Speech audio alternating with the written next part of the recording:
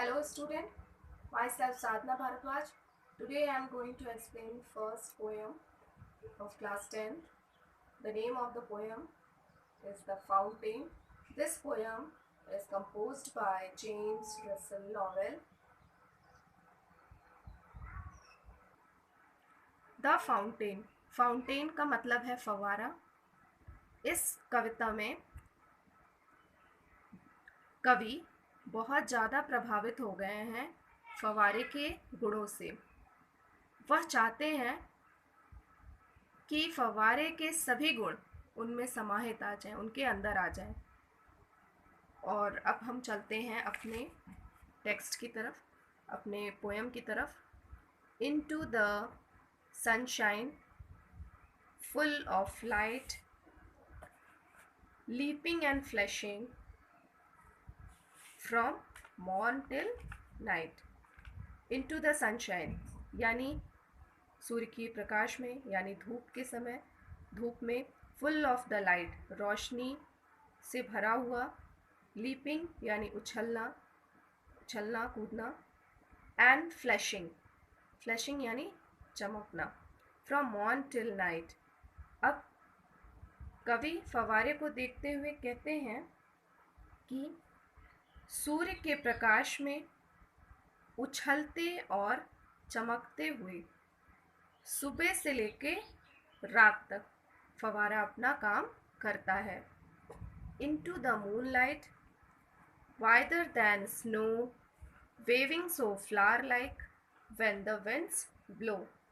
Moonlight चांद का प्रकाश, whether यानी अत्यधिक सफ़ेद, स्नो यानी बर्फ़, वेविंग यानी हिलना, फ्लावर का मतलब फूल, विंड्स यानी हवा बहना। अब फव्वारे को देखते हुए कवि फिर कह रहे हैं कि चांद के प्रकाश में बर्फ़ से भी सफ़ेद, बर्फ़ से भी ज़्यादा सफ़ेद दिखाई पड़ता है। Waving so flower like when the winds blow, जब हवा चलता है तो यह फूल के समान हिलता डुलता रहता है फव्वारा। Into the starlight rushing in spray happy at midnight happy by day. Into the starlight, starlight यानी सितारों की रोशनी में, रशिंग यानी तेजी से चलते हुए या फेंकते हुए, स्प्रे फुहार, हैप्पी एट मिडनाइट, मिडनाइट यानी रात्रि में। अर्थात कवि कहते हैं कि फव्वारे तारों की रोशनी में फुहार फेंकते हुए खुश हैं, हैप्पी एट मिडनाइट, खुश हैं रात और दिन। Ever in motion blithesome and cheery still climbing heavenward never a weary। ever यानी सदैव, मोशन गति करना, ब्लिट्सम यानी प्रसन्न, cheery यानी खुश, खुश होना, आनंदित होना, still यानी फिर भी, climbing ऊपर चढ़ना या चढ़ते हुए, heavenwards ऊपर की ओर, never कभी नहीं, weary थकना। इन पूरी लाइन का मतलब ये है। अब कवि वापस से कहते हैं फव्वारे को देखते हुए, फव्वारा सदैव गति करता है, एवर इन मोशन, वह सदैव गति करता रहता है और प्रसन्न रहता है, ब्लिट्सम एंड चेरी, और प्रसन्न और आनंदित रहता है, स्टिल क्लाइंबिंग, वह सदैव ऊपर की ओर चलता रहता है, नेवर अ वेरी, कभी नहीं थकता है। Glad of all weather still seeming best upward और downward motion thy rest. Glad यानी प्रसन्न होना, प्रसन्न रहना, वेदर्स मौसम, स्टिल तक, सीमिंग दिखना, प्रतीत होना, बेस्ट सबसे अच्छा, अपवर्ड ऊपर, डाउनवर्ड नीचे की तरफ, मोशन गति, रेस्ट यानी आराम। अर्थात कवि कहते हैं, फव्वारे को देखते हुए कवि कहते हैं, फव्वारा प्रत्येक मौसम में, प्रत्येक वेदर, ऑल वेदर्स यानी प्रत्येक मौसम में वह प्रसन्न दिखाई देता है और सबसे अच्छा दिखाई देता है, एंड स्टिल सीमिंग बेस्ट, और सबसे अच्छा दिखाई देता है, कभी ऊपर की ओर और कभी नीचे की ओर वह गति करता रहता है।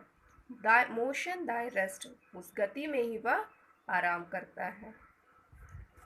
Full of nature, nothing can tame, change every moment, ever the same. Full of nature, nature यानी प्रकृति, उसकी जो प्रकृति है वो भरी हुई है। नथिंग कैन चेंज, कुछ भी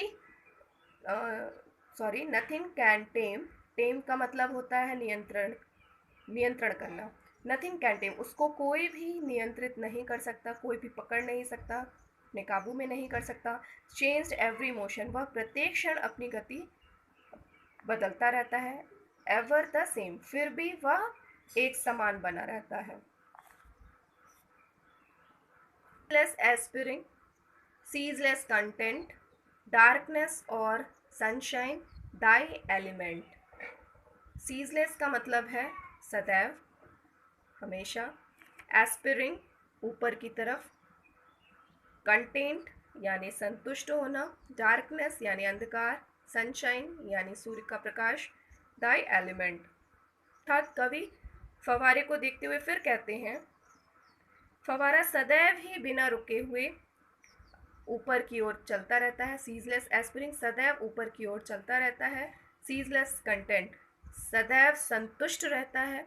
डार्कनेस और सनशाइन, चाहे अंधकार हो या सूर्य का प्रकाश हो, वह सदैव अपनी गति में रहता है, वह सदैव अपना काम करता है। दाई एलिमेंट, उसका स्वभाव है। अब glorious fountain, let my heart be fresh, changeful, constant, upward like thee. कवि फव्वारे को देखते हुए फिर से कह रहे हैं, ग्लोरियस फाउंटेन, ग्लोरियस यानी शानदार, फाउंटेन फव्वारा, हे शानदार फव्वारे। लेट माई हार्ट बी, मेरा हृदय भी बना दो। Fresh, changeful, constant.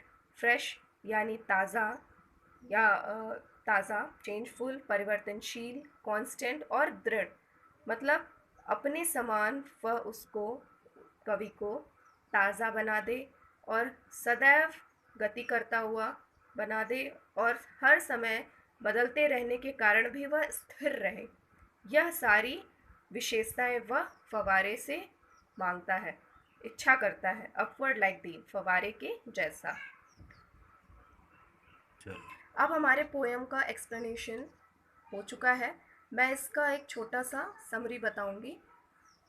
फव्वारे की निरंतर चलते रहने वाली विशेषता से कवि इतना ज़्यादा प्रभावित हो गया है, वह चाहता है कि फव्वारे की निरंतर चलने वाली प्रक्रिया उसके अंदर समाहित हो जाए। वह उसको लेना चाहता है और कभी ना थके। वह ये भी चाहता है कि वह उसके जैसा प्रत्येक समय काम करे, हर समय वो काम करता रहे और कभी ना थके, और हर मौसम में वह एक समान बना रहे। और अंत में कवि फव्वारे से ये भी कहता है, वो यह भी चाहता है कि वह फव्वारे जैसा ताज़ा, परिवर्तनशील और स्थिर रहे।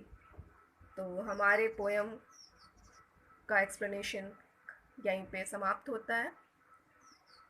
Thank you student.